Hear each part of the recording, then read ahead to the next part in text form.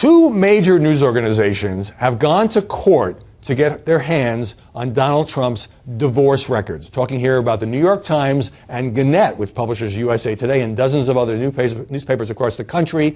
They are actually initiating legal action to try to get the records, which are usually sealed in a divorce case. This is back in 1990 when Donald Trump was divorced from his first wife, Ivana.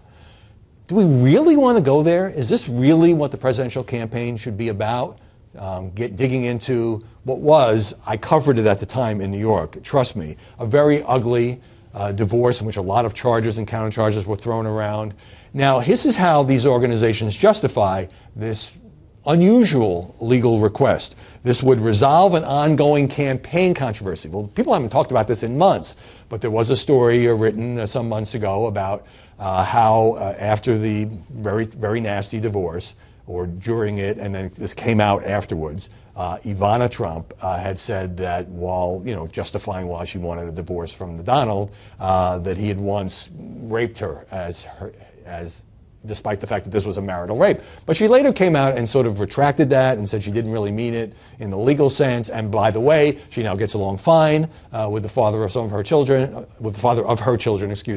and believes that he should be president. So this strikes me as the media just trying to dig up muck. And so here's the further justification by the New York Times and Gannett, saying that this is directly relevant to the issues being debated in the hotly contested presidential campaign. It would be deeply incongruous to American democracy to bar the public from seeing these records.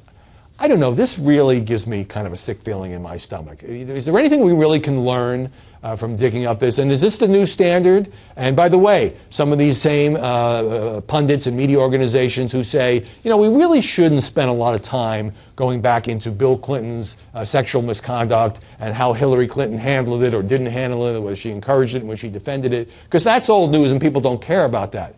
Well, how much do people care about the fact that Trump admittedly went through a difficult divorce, 25 years ago, more than 25 years ago now? It just seems to me to be an attempt to dig up dirt.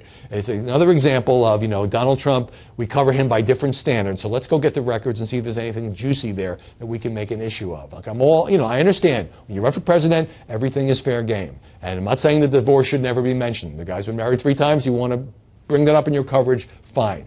But going to court to get the divorce records just seems to me to be something that the press would ordinarily not do in a presidential campaign. And we're back here next week with more after the buzz.